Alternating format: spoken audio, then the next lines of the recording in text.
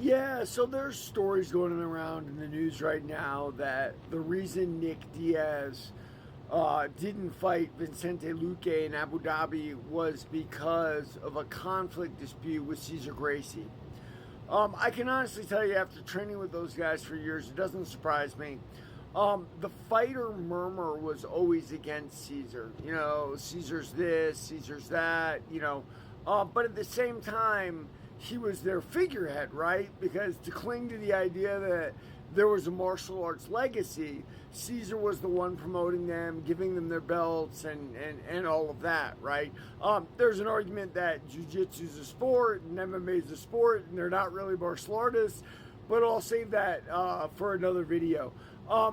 As far as Caesar himself goes, he always treated me with the utmost respect. Maybe more respect than I deserved at times for who I was in that time.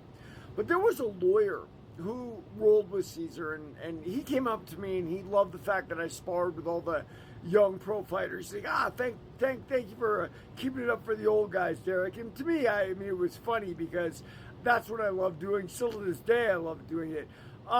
And, that kind of came up in a way. And he said, Derek, one thing that these guys got to understand is Caesar makes his money from what we're doing right here. Caesar teaches martial arts. Caesar is a fight promoter. Caesar is a fight manager. So for people to call him out and saying he's greedy or he's this or he's that is not exactly fair. Now, I had heard that Caesar was actually at California Highway Patrol before opening his jiu-jitsu school. I don't know about that. It was just what people said. I don't know what to say about the situation except that this. Guys, I knew the Scrap Pack okay, right? Which is to say I sparred with them for about 3 years. It's like herding squirrels. I mean, good luck getting a diverse group of, misfit kids like that together and trying to keep a fight team together between Nick, Nate, Gilbert and Jake, the weird personalities and everything else. So, in some respect, Caesar deserves credit for keeping them united to an extent. Now, is it really united? No, like the cartels in Mexico, Scrap Pack is a loose confederation of people. Now, Gilbert trademarked the name and, he made a big deal about how that was his. Well, I hope it works for Gilbert that way.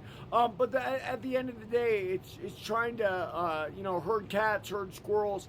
Very difficult thing to do. And I think Caesar definitely deserves credit for doing that.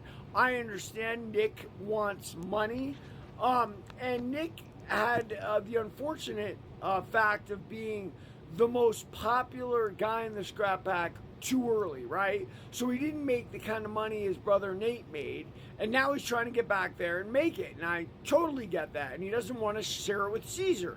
And I totally get that too. It doesn't change the reality of what happened around them and what's what. I don't know the inner workings. I can only tell you as a hang around that was what went on when I was at the Scrap Pack, Cesar Gracie Jiu-Jitsu. Make of it what you will. And read my book, Warrior of the Light, for more.